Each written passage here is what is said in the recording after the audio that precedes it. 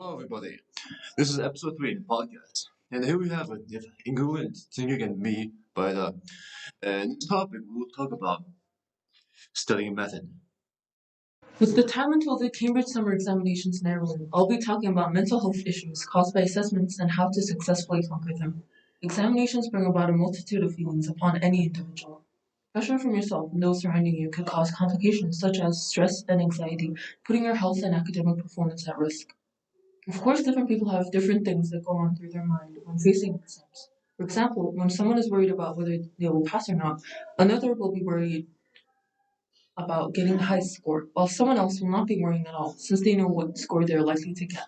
No matter what your mindset is during the exam period, I guarantee you that committing to at least one of the tips that I mentioned next will help on the journey to see an improvement in the state of your mind and assessment results. Some ways to help alleviate stress and anxiety include coming up with a plan, studying efficiently, balance, prioritizing health, and knowing what to do right before and after the exam. Making a schedule, including what you're going to do each day leading to the exam, helps you maximize your potential while having as little of a burden as possible on your daily life. You can study efficiently using the correct techniques at the right time and place suited to your needs for focus. Figuring out what conditions you focus and perform the best in and utilizing it will go a long way. Cramming before the exam may help you get a better score in the short term, but it is unsustainable in the long run. So pacing the revision out into shorter intervals throughout a long period of time promises better results and the ability to remember the information for a much longer period of time. Balance between leisure and work is truly vital. Completely neglecting one and focusing on the other has negative consequences. When leisure is completely ignored and only studying is carried out, getting burnt out is inevitable. Ignoring studying and only taking part in leisure activities results in low academic performance. So finding the correct ratio helps improve one's quality of life. Consuming proper nutrition and getting enough sleep is another vital aspect of good health and better performance in assessments. These areas tend to be neglected when exams are near, so make sure to get the 8 hours of sleep your body craves and 8 cups of water in order to function properly. A negative experience I have with cramming is when during the latest mocks, I crammed all night for tests, so I did not sleep the night. And on the test, I fell asleep halfway through, and I got half the marks I would have got. I have a similar experience where I basically lived off of Red Bull for like the entire week because I was cramming so much and spending all my nights studying for the tests. And there was an instance where fell asleep during lunchtime and someone had to wake me up right before the test. I'm doing a JC right now, so as these two people are like A's.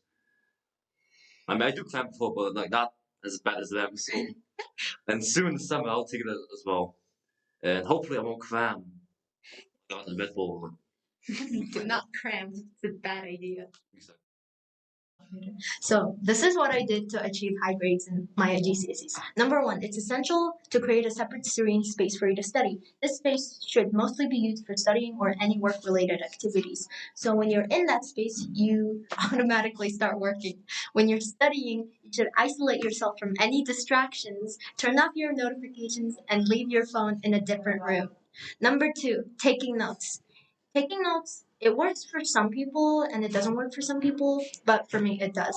For your content heavy subjects like biology, chemistry, and physics. Number three, mind maps also work best for content heavy subjects too. I only use mind maps for biology and history. Timelines also work. After taking your notes, test yourself. Complete chapter and end of chapter questions. Past papers are the most effective because it trains you on how to answer the test questions. Number five, set a timer for 25 minutes and start studying. After 25 minutes, take a short 5 minute break. So, Byron, what's your study method? The method is that before I study, you always need to have a schedule because it's really useful at times. Like from my experience, I completely forgot about this podcast a minute ago, but yeah. But my study method is that I usually use multiple methods, whether Pomodoro techniques or just flashcards. But yeah, I usually do about two or one subject in a day, and that takes about 5 days in a week. And and really though, it's more of a time management than just because you can plan your time in management. And what do you do in the weekend, waste a day out doing something. So I totally agree with what Byra just said. I do have a schedule. I like to put it on my notes. I like to physically write it down so I don't forget. I also like to write it down in post-it notes and stick them all over my wall or my computer. It really does help. Useful websites include Seneca Learning, Save My Exams, and Physics and Math Tutor. They've helped me a lot. And other methods that I personally don't use are number one, the SQ3R method. Instead of reading the entire book, start by skimming the first chapter and taking notes for any headings, subheadings, images, or other standout features like charts. Formulate questions around the chapter's content. Begin reading the full chapter and look for answers to the question you formulate. After reading a section, summarize in your own words what you just read. Review the material and quiz yourself on the questions you created and reread any proportions you need to. Number two, the PQ4 method. Skim the material and read only the headers, subheadings, and highlighted text. Ask yourself questions related to the topic. Read the information one section at a time and try to identify answers to your question. Did you answer all of your questions? If not, go back and see if you can find the answer. Number three, exercise before studying. Not only does exercise fight fatigue, but it can also increase energy levels. If you're struggling to find the motivation to study, consider adding an exercise routine to your day.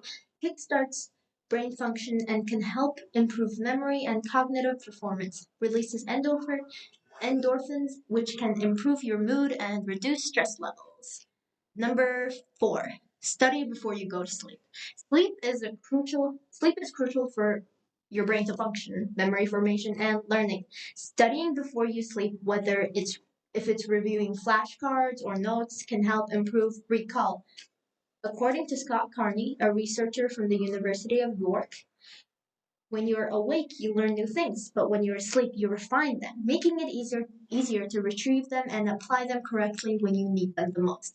This is important for how we learn, but also for how we might help retain healthy brain functions. Thank you so much, Guru, for talking to us about the importance of health in achieving high academic performance. It's really important to have a balanced health, whether mental, physical, or social. And at some point in life, you gotta study and stuff, and you'll always remember that health is your number one priority. Be consistent and have a regular routine, whether it's eating habits and sleep. Maintain your health in order to finish your work properly. It's really common that people struggle with motivation or sleep. How's your motivation during the test? I personally like studying, and I'm very content with the subjects I chose for my AS levels. So I don't really have a motivation problem, but I have a sleep problem. Because when I was giving my IGCSEs, I had a few instances of having sleep paralysis, and it was like terrifying. And then there were moments where I would study all day until 4 a.m., and I would get like only 3 to 4 hours of sleep and then go to school. 3 or 4 hours? Yeah.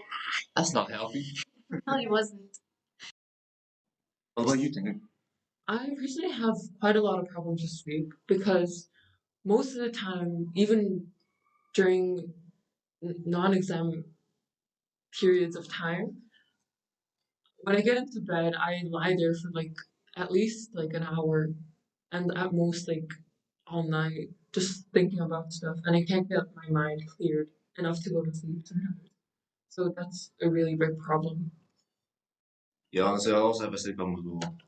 Especially with motivation.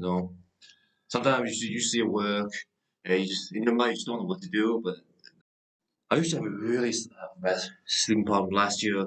Like, well, I used to wake up a holy time, whatever late it is. To be honest, I can't remember because yeah, but that's how the sleep affected me in my memory. So always remember, like everyone needs to sleep because otherwise your memory will be messed up, just like me. But for now, I'm fine. Hopefully, I guess. But and those who are incompetent with the routine studying and feel like they're not doing enough, or they're not worth a penny in life, don't doubt yourself. Do not beat up yourself too much. Heads up, keep a positive mindset, keep moving forward, no matter what the cost is. It's always a mental thought that challenges us, which you sometimes stop us of. We always bring ourselves down, you know. It always has been. And that'll be your job to keep adapting through the challenges. Never blame yourself for not fulfilling your potential. Instead, be in the present, and it's done for you. Talk to peers, especially close ones with you. Maybe seek professional help if you feel that's necessary for you. Have a walk, breathe fresh air, and participate in fun activities.